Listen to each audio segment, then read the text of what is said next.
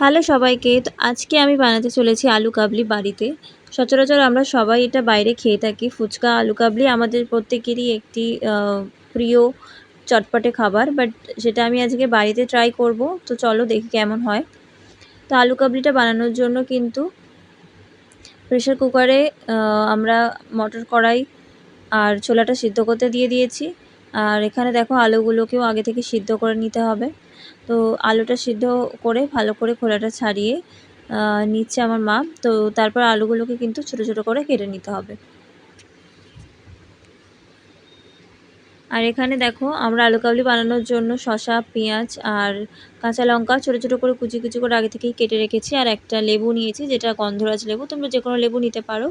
আর টক জল কিন্তু এখানে বানিয়ে রাখতে হবে, কিছু পরিমাণ তেঁতুল, যেটা জলে তোমাদের গুলে রাখতে হবে যতটা টক চাও সেই অনুযায়ী। আর আলুগুলো দেখো এরকমভাবে কিন্তু কেটে নিতে হবে। তোমরা তোমাদের পছন্দ মতো পিস করতে পারো, কতটা ছোট কি বড় রাখবে। এবার দেখো আমরা এই সেদ্ধ আলুটা যেটা কেটে নিয়েছি সেই আলুটার মধ্যে এই সমস্ত ইনগ্রিডিয়েন্টসগুলো মিশিয়ে দেবো। শসা, পেঁয়াজ যেগুলো আমরা কেটে রেখেছিলাম, তোমরা টমেটো কেটে রাখতে পারো যদি তোমরা আমরা টমেটোটা ইউজ করিনি এখানে। আর কাঁচা লঙ্কাটা কিন্তু আমি একটু বেশি পরিমাণেই অ্যাড করেছি, পাঁচটা কাঁচা লঙ্কা এখানে আমি কেটে নিয়েছি।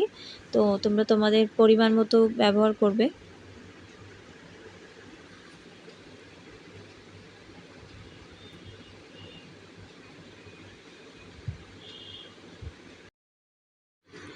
তোমরা প্রত্যেকেই কিন্তু বাড়িতে একবার হলেও এটা ট্রাই করে দেখতে পারো, কারণ দোকানে তো আমরা প্রত্যেকেই কিনে খাই বাইরে, কিন্তু বাড়িতে ট্রাই করলেও কিন্তু খুবই সুন্দর খেতে হয়। আর এটা কিন্তু অনেক কম সময়েই বানানো যায়। সন্ধেবেলা একটা চাট হিসেবেও তোমরা এটা খেতে পারো। তো আমরা ছোলাটা কিন্তু এখানে কাঁচা ইউজ করিনি, তোমরা কাঁচা ছোলা ব্যবহার করতেই পারো। আমরা কাঁচা ছোলা যেহেতু ভেজানো ছিল না, তাই জন্য মটর কড়াই আর ছোলাটাকে প্রেসারে সিটি মেরে নিয়েছি। তো সেটাও এখানে অ্যাড করে দিচ্ছি। তারপর কিন্তু আমরা একটা এখানে স্পেশাল মশলা ইউজ করব, যেটা বাড়িতে বানিয়ে রাখা, যেটা আমার মা বাড়িতে বানিয়ে রাখে, ভাজা মশলা, চাট মশলা হিসাবে আমরা সেটা ইউজ করে নেব এখানে। আর যে তেঁতুল জলটা বানিয়েছিলাম সেটা আমরা আমাদের স্বাদ অনুযায়ী অ্যাড করছি। যতটা টক তোমরা খেতে ভালোবাসো সেই অনুযায়ী কিন্তু টকটা অ্যাড করতে হবে। আর কিছু পরিমাণ গন্ধরাজ লেবুর রস এখানে দিয়ে দিচ্ছি। আর পরিমাণ মতো নুন অ্যাড করে এটা ভালো করে মিক্সড করে নিলেই কিন্তু আলু কাবলি রেডি হয়ে যাবে। তোমরা সবাই বাড়িতে কিন্তু অবশ্যই এটা ট্রাই করে দেখো।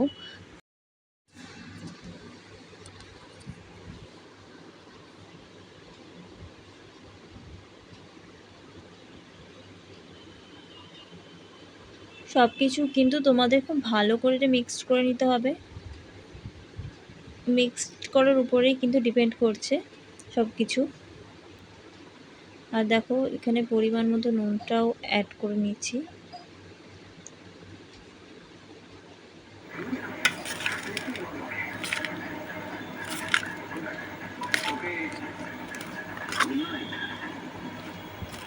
তো দেখো আমাদের আলু কাবলি কিন্তু এখানে রেডি। তো অবশ্যই আমার চ্যানেলটিকে একটি সাবস্ক্রাইব করে দিও আর ভিডিওটি লাইক করে